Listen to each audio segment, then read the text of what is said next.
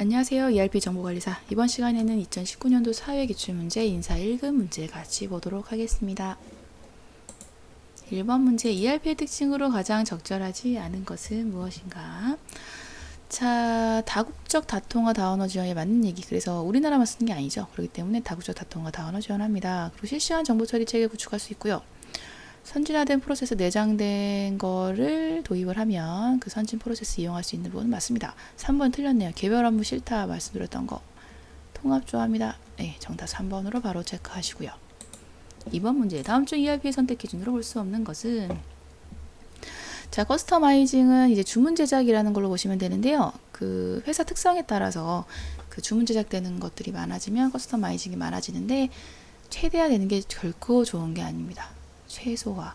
왜냐면 주문 제작이 많아지면서 이제 컴퓨터 코딩이 많아지게 된다면 나중에 수정되거나 고칠 때 되게 힘들어요. 비용도 많이 들고 시간도 오래 걸리고 그 프로그램, ERP 프로그램 자체가 이제 사양화될 수도 있고요. 그래서 커스터마이징, 즉 주문 제작은 최소화되는 것이 좋습니다. 정답은 1번 바로 맞추시면 되겠습니다. 다른 거는 맞는 설명도 이해해 보시면 되겠습니다. 3번 문제. ERP의 의미에 대한 설명 중에 기업의 경영활동과 연계해 볼 때 다음 중 가장 적절하지 않은 설명입니다. 산업별 베스트 프랙티스를 내재화하여 업무 프로세스 혁신 지원할 수 있다.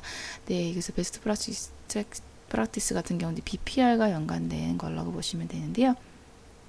최대 생산성을 이제 내는 거라고 보시면 되겠어요. 그리고 2번 같은 경우 기업 경영활동에 대한 시스템 통합적 구축, 생산성 극대화 많은 얘기죠. 3번 같은 경우도 효율적 관리 좋은 얘기들 많은 얘기. ERP는 패키지화되어 있어서 신기술 도입하여 적용 아닙니다. 앞서 말씀드렸듯이 선진화된 그런 아니면 신기술 많이 도입된 그런 패키지를 도입하게 되면요. 그 저절로 그 신기술도 우리가 받아올 수 있는 거고요. 그런 선진 프로세스가 탑재된 것을 이용할 수가 있기 때문에 어렵다고 볼 수는 없는 거죠. 정답은 4번. 4번 문제. 다음 보기 괄호 안에 들어갈 용어로 맞는 것은? 네, 요거 맨날 나오는 문제입니다. 네, 극적 개선 업무 프로세스 급진적 재설계 BPR. 네, 이제 시시하죠. BPR 정도는 시시하게 맞춰주시면 되겠습니다. 5번 문제. 다음 보기 괄호 안에 들어갈 용어로 가장 적절한 거. 자, ERP 시스템 내의 데이터 분석 솔루션. 네, 데이터를 분석하는 솔루션이에요. 그리고 그 부분에 대해서 구조화된 데이터 플러스 비구조화된 데이터를 동시에 이용하여 과거 데이터에 대한 분석, 통찰력, 미래 사업 위한 시나리오 제공. 자, 이런 것들에 대해서 포인트로 잡을 것들은 데이터 분석이에요. 분석. 데이터 분석. 그리고 이거는 구조화된 것뿐만이 아니라 비구조화된 것까지 다 플러스 동시에 이용합니다. 요거는 이 포인트들만 다 잡아서 이거는 비즈니스 애널리틱스구나 라고 맞춰주시면 되는 부분입니다. 그렇게 해서 요거는 2019년 3회차부터 이제 추가된 내용 중에 하나인데요. 이 정도 그냥 수준에서 맞춰주시면 돼요. 그 포인트 용어 잡아서 기존처럼 이렇게 맞춰주시면 되겠습니다. 6번 문제. 다음 중 인적 자원 관리 역사적 발전 과정의 연결이 바른 것은인데요.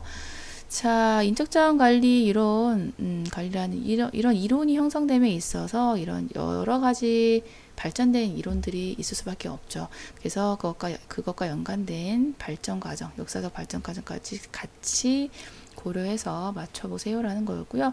과업 지향적인 거는 이제 생산성 중시시대죠. 생산성. 네, 이때는 이제 경제인 가설, 경제적인 걸로 해서 과학적 관리 기법에 따라서 생산성이 향상돼야 되기 때문에 호손 연구 아니라요 경제인 가설에 해당이 됩니다. 틀렸고 인간지향적인 게 이제 생산성 중시시대에 대한 이런 인간의 비인간화 때문에 이렇게 더 이상은 안 된다라고 하는 인간지향적인 인적자원관리 시대가 됐고요. 인간지향적인 걸로 해서 호손 연구, 메이오 교수의 호손 연구 이런 것들이 나오게 되죠. 그리고 과학과 인간 지향 시대 같이 한 게 이제 행동과학입니다. 맞는 얘기 3번입니다. 환경 적응과 혁신 시대 요거는요. 별다른 이론은 없는 부분이고, 욕구 5단계 이론은 이제 가업과 인간 지향적 시대에 나온 거라서 이건 어쨌든 이론적인 부분 다 맞지가 않네요. 4번 틀렸고요. 3번만 맞는 설명입니다. 7번 문제. 다음 중 인적 자원 관리 체계 중 기능적 인적 자원 관리에 속하는 거네요. 인적 자원 관리 체계, 이제 그 중에서 그 기능적 인적 자원 관리, 뭐 과정적 인적 자원 관리, 뭐 이렇게 뭐 여러 가지 나눠져 있는데, 기능적인 부분으로서는 인간 관계 관리에 해당이 됩니다. 계획, 평가, 인사 조직은 이제 과정적 인적 자원 관리에 속하는 부분이에요. 그래서 요거는 책에 있는 도표를 통해서 좀 숙지해 주셔야 될 부분이 되겠습니다. 정답은 4번. 8번 문제. 다음 중 직무 분석에 대한 설명으로 적절하지 않은 것은인데요. 네, 요거는 직무 분석 최종 단계에서 직무 담당자 확인 필요한 거에 맞는 얘기겠죠. 네. 그리고 방법 절차 훈련 시켜야지 제대로 할 수 있으니까 맞는 얘기겠고. 그리고 3번도 이제 종업원들이 직무 분석 과정 참여할 수 있도록 해야 되는 건 맞는 얘기고요. 자, 최종 단계에서 분석 대상이 되는 직무의 단위를 결정하고 대표 직무를 선정해야 된다라는 건데, 최종 단계에서 선정을 하면 안 되죠. 이거는 미리 해놔야지 그 직무에 대해서 분석할 수가 있는 거니까 이건 준비 단계에 해당되는 겁니다. 4번 틀렸습니다. 9번 문제. 다음 직무평가 방법에 대한 설명 중 분류법에 대한 설명으로 옳은 것이에요. 자, 직무평가 방법은 4가지 있었습니다. 뭐 서열법, 분류법, 그러니까 등급법이라고 하는데요. 분류법. 등급법이라고도 알아두시면 되겠어요. 그래서 등급에 대한 게 나오면 분류법을 찾으시면 되거든요. 그리고 점수법, 요소비교법 4가지 있었습니다. 서열법, 분류법은 정성적 방법, 점수법, 요소비교법은 평가 요소를 가지고 하는 거기 때문에 정량적 방법이라고도 얘기를 하죠. 네, 그렇게 해서 이제 보면 사전에 직무 등급 정해놓고 등급 1번 바로 찾으시면 되겠네요. 분류법 1번이 맞는 설명이 되겠습니다. 네, 점수한다는 건 점수법, 2번은 점수법에 대한 내용이고, 기준직무 선정한다는 거에서 요소비교법인 거 알 수가 있고요. 서열법, 서열별로 순위, 서열법이라는 거 알 수가 있네요. 정답은 1번만 맞는 설명. 10번 문제. 직무 설계 방법 중에 조직원에게 자율성 책임을 주고, 자율성 책임 나오고 하면 이건 직무 충실하구나, 이렇게 포인트 용어 잡아서 맞추시면 되겠습니다. 직무 순환은 직무를 로테이션 시켜서요, 여러 가지 직무를 할 수 있게끔 하는 거. 그래서 이제 단조로움을 감소시키고 이런 거라고 보시면 되는 부분. 직무 확대는 직무의 수를 늘리는 거예요. 그래서 직무 수를 늘려서 이것도 단조로움을 해소하기 위한 거. 요거 직무도 해보고 저거 직무도 해봐라. 아니면 같은 직무 내에서도 이제 카테고리가 다른 걸로 해서 해봐라 라는 것도 직무 확대입니다. 그래서 같은 인사 부서에 있더라도 교육을 하는 사람도 있고 구별을 하는 사람도 있고 뭐 평가를 하는 사람도 있고 뭐 이럴 거 아니에요. 이렇게 있으면은 요 업무만 했던 사람에게 교육 업무를 플러스 시킨다든가 이런 식으로 하는 게 직무 확대라고 보시면 되겠어요. 직무 전문화는 분업의 원리에 의한 거라고 보시면 되고요. 그래서 전문화 시킨다라고 보시면 되겠습니다. 생산 쪽 관련된 거에서 많이 쓰이죠. 11번 문제. 다음 중 인적자원 계획의 내부적 공급 예측 중에 인적자원의 현황을 시각적으로 표현한 것. 내부적 공급 예측. 공급 예측에 관련된 걸로 해서 시각적 표현한 걸로 여기가 포인트네요. 자, 직무가 공석이 될 경우는 리플레이스 한다는 걸로 해서 대체, 누가 대체될 건지 알아보세요 라는 대체도 요거에 해당이 됩니다. 3번으로 해서 포인트 용어만 딱 잡아서 풀어주시면 돼요. 네, 그리고 기능 목록법은 이것도 공급 예측 중에 하나인데, 이제 그 인력의 기능적인 부분과 어떤 부분에 대해, 그런 직무적인 부분에 대해서 일목요연하게 정리한 거라고 보시면 되겠습니다. 네, 마코보 분석법 같은 경우는 뭐 그 사람들이 옮겨가거나 이직이나 이런 것들이 기간별로 뭐 어떻게 구성될 수 있는지라는 것들에 대해서 분석해 놓은 거라고 보시면 되고요. 뭐 승진 목록법은 뭐 별도로 뭐 특히 뭐 딱히 알 필요 없는 얘기, 1, 2, 3번 정도만 알아두시면 되겠네요. 12번 문제. 다음 선발 도구의 신뢰성 확보를 위한 방법 중에 유사한 형태의 시험을 실시, 두 형태 간의 상관관계라는 거에서 얘는 대체 형식 방식으로 보시면 돼요. 그 시험 제시어법 같은 경우는 똑같은 거를 다시 한번 보는 건데요. 유사한 형태라는 거에서 우리는 대체 형식 방식이구나 라고 하시면 되겠습니다. 신뢰성 확보 관련된 것 중에서 대체 형식 방식에 대한 내용이다 라고 보시면 되겠습니다. 네, 정답은 3번. 13번 문제. 다음 중 근로자가 소유하고 있는 능력과 성격 등의 면에서 최적의 지위에 배치되어 최고의 능력을 발휘하게 하는 겁니다. 자, 최적의 지위의 배치, 최고의 능력을 발휘하게 하는 배치, 적재적소주의 원칙에 해당된다고 보시면 되겠네요. 적합한 장소에 적합한 인재를 배치하는 게 적재적소주의거든요. 그래서 요거에 맞는 맥락에 있는 건 1번에 해당되는 부분이 되겠습니다. 네, 그리고 실력주의는 그 능력에 맞는 곳에 배치시켜야 한다라는 거고요. 균형주의는 어디 한 부서에 무수 인력이 너무 모이게 하지 않게끔 한다는 걸로 보시면 되겠고, 인재육성주의는 그 사람에 대해서 육성시킬 수 있게끔 배치를 계속 시킨다라는 게 인재육성주의라고 보시면 되겠네요. 14번 문제. 피면접자를 갑작스러운 공격적 행동, 이런 것들. 감정 조절 능력, 인내도라는 거에서 우리는 스트레스 면접이구나 라고 해서 포인트들만 잡아주셔서 푸시면 되겠습니다. 15번 문제. 다음 인사고과의 각 구성 요소 요건에 대한 설명이 바르게 된 것은 신뢰성 부분에 대해서는 활용 바르게 된 거예요. 자, 신뢰성 피평가자들의 평가 결과의 활용 목적을 동의하는가라는 거는 동의하는 거니까 얘는 수용하는 거죠. 수용성에 해당되는 거니까 아니고, 자, 비용적인 거니까 얘는 실용성인 거고,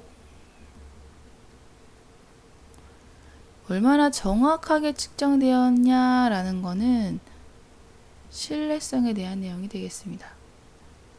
그럼 목적을 잘 반영하고 있는가는 타당성이에요. 정답 4번만 맞았네요. 16번 문제. 다음 인사고과 평가 오류에 대한 설명 중 상동적 태도에 관한 것은 무엇인가? 상동적 태도에 대한 부분인데, 이건 그가 속한 특정 집단에 대한 부분에 대해서 이런 오류를 일으키는 부분입니다. 그래서 속한 집단을 보고서 판단하는 거라고 보시면 되겠어요. 그래서 정답은 4번이 상동적 태도에 대한 내용이 되겠습니다. 그리고 1번 같은 경우는 이제 중간 정도 수준으로 한다는 거에서 이제 그 간대화하거나 가혹하지 않은 이제 중간 정도로만 이제 평가하는 오류라고 보시면 되는 거고요. 2번 같은 경우는 유사한 입장에 처해진 경우 동질감을 느끼고 대비 오류 같은 거라고 보시면 되겠네요. 3번 같은 경우는 현혹효과나 호의적 비호의적 인상이니까 현혹효과 혹은 후광효과라고 보시면 되는 부분입니다. 정답은 4번. 17번 문제. 전환 배치의 여러 유형 중에 하나인 교정적 전환 배치에 대한 부분이에요. 자, 전환 배치 요거는 이제 다른 직무로 옮겨가는 거라고 보시면 돼요. 다른 직무로 옮긴다. 다른 직무로 배치되는 거죠. 옮김, 배치되는 거, 이게 전환 배치라고 보시면 되는데, 그 교정적 전환 배치에 대한 설명을 골라라 라는 부분입니다. 그래서 교정적이라는 건 어쩐 거를 이제 교정하기 위한 거죠. 고치기 위한 거, 조정하기 위한 거라고 보시면 되는 거예요. 그런 걸로 해서 봤을 때 1번이라고 보시면 돼요. 작업 집단 내 인간관계에 문제가 생겨서 갈등 심화 시에는 이거를 교정해야 되고 조정해야 되니까 이렇게 전환 배치를 시켜야 되는구나 라는 게 교정적 전환 배치라고 보시면 되겠습니다. 2번 같은 경우는 근무 시간을 다른 시간대로 옮기는 거는 교대 근무에 대한 내용이고, 3번은 순환 근무라는 거고요. 그리고 4번 같은 경우는 그냥 전환 배치, 일반적인 전환 배치에 대한 내용인데 그냥 시장 환경 변화에 따라서 변동 대응이라고 보시면 되겠네요. 그래서 별다른 거 없고, 교정적 전환 배치는 갈등 심화 같은 거 문제 생겼을 때 찾으시면 되는 문제가 되겠습니다. 18번 문제. 경력 개발 제도 중에 개인별 능력평가표를 통해서, 자, 개인별 능력평가표네요. 그래서 요거는 직무수행 능력 현황을 관리함으로써 인적 자원 관리, 경력 개발 활용하는 건데요. 이거는 기능 목록 제도예요. 그래서 이 갖고 있는 기능이나 능력에 대해서 일목요연하게 정리를 해놓은 것, 인력 재고표라고도 얘기하는데, 기능 목록 제도를 요거를 이용해서 경력 개발에 활용을 하는 겁니다. 3번이라고 보시면 되는 부분입니다. 네, 뭐 자기 신고 제도는 정말 자기가 신고를 하는 거고요. 경력 경로화는 그 개인들이 미래보다 높은 수준의 직무를 수행할 수 있도록 이제 뭐 교육을 하거나 훈련을 하거나 이런 것들이라고 보시면 돼요. 그래서 그 경력을 경로화시켜서 연속적으로 계속 경력 개발한다라고 보시면 되겠습니다. 뭐 그 정도 숙지하죠. 그 정도만 숙지하시고 넘어가시면 되겠고요. 19번 문제. 다음 현대적 리더십 이론 중에 리더가 먼저 셀프 리더 행동을 보임으로써 부하의 대리학습의 모델이 됩니다. 그리고 스스로가 셀프 리더가 될 수 있도록 설정 지원, 코치 역할. 그래서 이거는 리더가 먼저 셀프 리더 행동을 보여요. 그리고 이런 셀프 리더가 부하 스스로가 될 수 있도록 하는 변화 담당자 역할을 하는 건 슈퍼 리더십. 네, 그래서 슈퍼 리더십. 3번으로 하시면 되는 부분입니다. 셀프 리더십은 스스로가 다 그냥 리더라고 생각하는 부분이고요. 이거에 대해서 조금 더 대리학습 모델이 되고 해서 조금 더 이제 관리자 쪽에서 하는 부분은 슈퍼 리더십 쪽으로 좀 보시면 되겠다라는 부분입니다. 코칭 리더십 같은 경우는 물고기 잡는 법을 알려주는 거라고 보시면 되겠고, 카리스마 리더십은 정말 옛날에 뭐 눈빛만 뭐 봐도 그냥 쓰러질 정도로 카리스마 있게끔 딱 끌어내는 그런 것들이 카리스마 리더십이고요. 20번 문제. 자, 다음 보기에서 설명하고 있는 교육훈련의 실시의 기법인데요. 자, 채용 시에 신입사원들의 직무 적합도 보기 위해 실시되는 거고요. 그리고 하이직급일 때는 뭐 이런 얘기들이 있는데, 그리고 일종의 비즈니스 시뮬레이션 기법이라고 볼 수 있습니다. 일종의 비즈니스 시뮬레이션 기법이에요. 그 비즈니스 시뮬레이션 기법 같은 경우는 컴퓨터를 이용한 그런 게임 같은 거지만 일종의라는 거에서 그 시뮬레이션 기법에 해당되는 그걸로 좀 보면 되겠다라는 부분인데요. 인바스켓 훈련입니다. 그래서 요거는 실제 상황과 비슷하게 상황을 부여해줘요. 그런 다음에 그 문제를 해결했을 때 그 문제 해결 능력을 보는 거라고 보시면 됩니다. 그래서 인바스켓 훈련. 그래서 요거는 이 보기가 요런 보기식으로 잘 나오지는 않았었어요. 그래서 기존에는 실제 상황과 비슷하게 상황 부여하고 그 문제 해결 능력에 대해서 파악한다라는 형식으로 많이 나왔는데, 이번엔 보기가 조금 다양하게 나오긴 했습니다. 하지만 결론은 뭐 인바스켓에 대한 내용인 거고, 다음 시험 문제에 이런 식으로 나오면 맞춰주시면 되니까 너무 걱정 마시고 풀어주시면 되겠어요. 네, 21번 문제입니다. 근로기준법 및 고용보험법 등에서 각종 법정수당, 보상금 산정함에 있어서 통상임금과 평균임금을 한 가지 적용하도록 하고 있는데요. 평균임금의 적용 대상이 아닌 거 찾아라 라는 부분입니다. 네, 그 재해나 산업재해 보상 보험급여 같은 경우는 좀 안쓰러운 부분이죠. 그래서 이거 좀 많이 준다라는 거에 평균임금 적용되는 그 부분이고, 구직급여도 이제 해당되는 거고요. 퇴직급여도 평균임금으로 적용합니다. 출산 전후 휴가급여 같은 경우는 통장임금에 해당되는 부분이에요.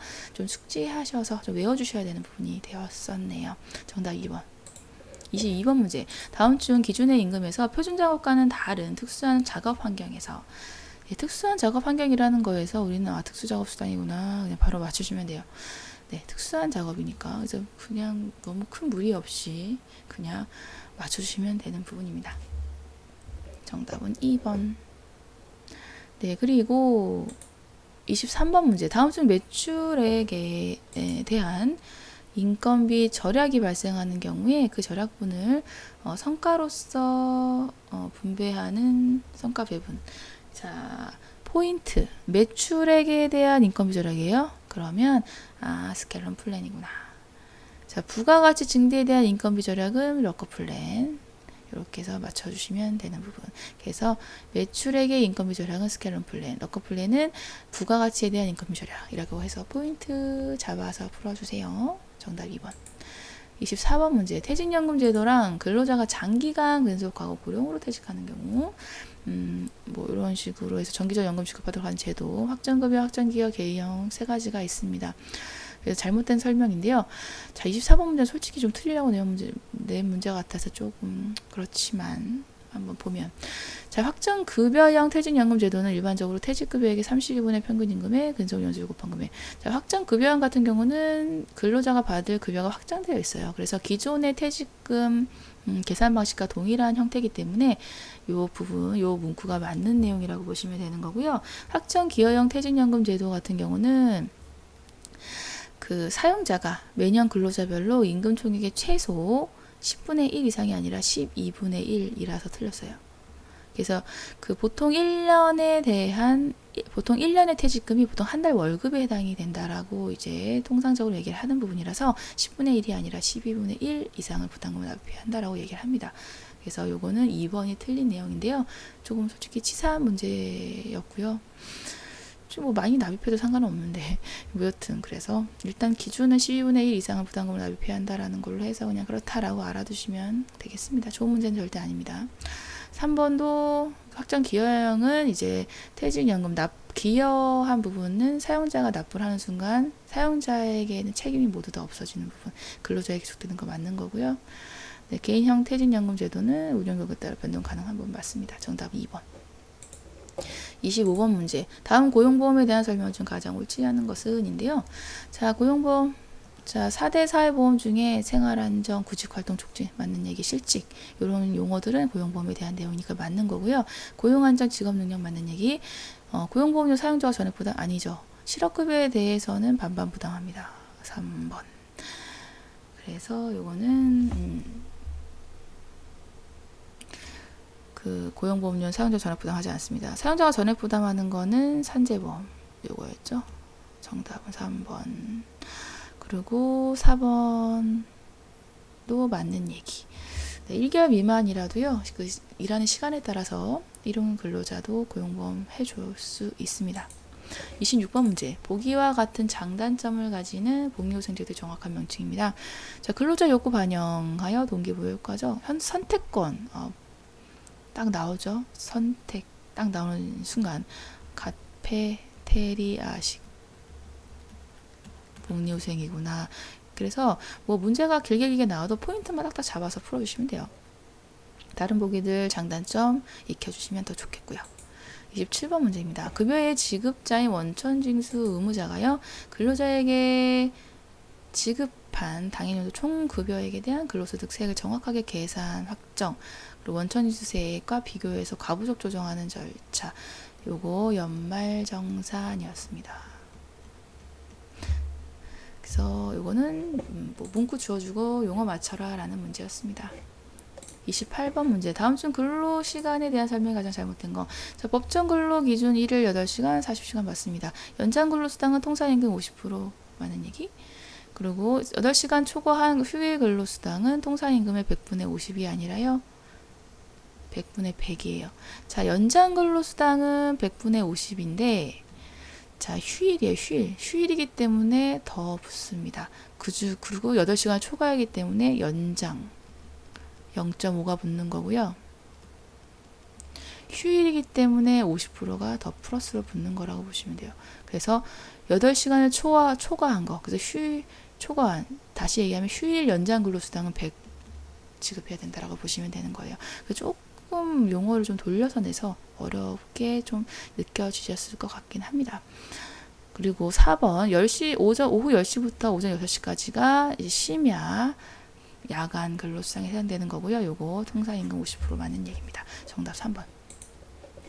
29번 문제. 노동조합의 가입 방법 중에서 노조의 통제력이 가장 높은 거예요. 가장 높은 형태. 그래서 요거는 딱 갇혀있는 클로즈드 숍에 해당이 되는 거예요. 클로즈드 숍은 채용 시에도 조합원 자격이 있는 사람만 채용을 하는 부분이고, 그리고 상실하면 잘려요. 그게 클로즈드예요. 정말 닫혀있는 문 같죠. 그리고 오픈숍은 이 반대라고 보시면 되고요. 그 가운데 정도, 중간 정도가 유니온숍이라고 보시면 됩니다.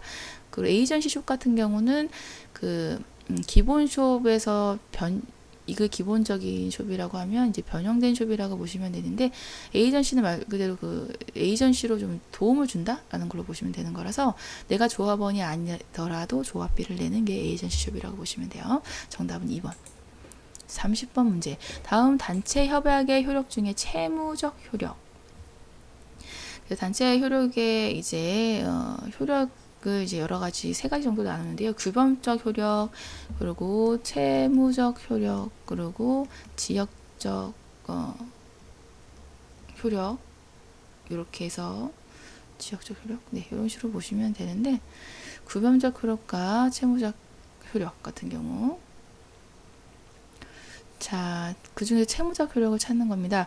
1번 근로자 대우 근로조건, 그리고 4번 근로관계 구속하는 거는 규범적인 걸로 보시면 되고요. 1번, 4번은 규범적이라고 보시면 되는 거고, 동일 지역의 동종 근로자에 대한 거니까 이건 지역적 구속력, 그래서 지역적 구속력이라고 보시면 되겠습니다. 그리고 협약 당사자 권리 의무에 관한 조항이 이제 채무적 효력이라고 보시면 돼요. 정답 2번. 31번 간접적 경영참가 제도에 해당하는 것입니다. 경영참가 제도에 대해서 여러 가지가 나와 있는데 그 중에서 간접적으로 하는 부분은 이제 회사가 근로자에게 주식을 이렇게 취득하게끔 하는 거죠. 그래서 회사의 지주로서의 역할을 해라 라는 부분이기 때문에 종업원 지주제도가 간접적 경영참가 제도라고 보시면 되겠습니다. 네, 그래서 2번이 가장 속한다. 자, 간접적인 경영참가제도 속한다라고 보시면 되는 부분이고, 32번 노동조합은 근로조건 및 근로자 지위의 향상을 도모를 목적으로 하는 단체인데 다양한 형태로 가입이 이루어지고 있습니다. 자, 보기에 설명하고 있는 가입 형태인데요. 사용자가 근로자에게 임금을 지급하기 전에 미리 임금의 조합비를 공제 징수, 그리고 일괄적으로 조합에 일괄적으로 이걸 주네요. 그래서 이거는 재정 안정 행정 편의라는 거에서 이거 뭐 체크카드 같은 느낌이라고 했죠. 체크오프 제도 또는 뭐 일괄 공제 제도인데 체크오프 제도라고 보통 더 많이 쓰여서 체크오프만 쓰겠습니다. 정답은 체크오프 제도. 33번 노동쟁이란 근로조건의 결정에 관한 노사 간의 주장이 불일치로 발생하는 게 이게 노동쟁이죠. 그리고 근로자에서 하는 근로자 측쟁의와 사용자 측 행위로 나눠져 있는데 보기에 있는 거는 사용자 측 쟁의 행위에 해당되는 걸로써 어떤 건가요? 맞춰보세요 라는 거죠. 생산시설 폐쇄네요. 폐쇄.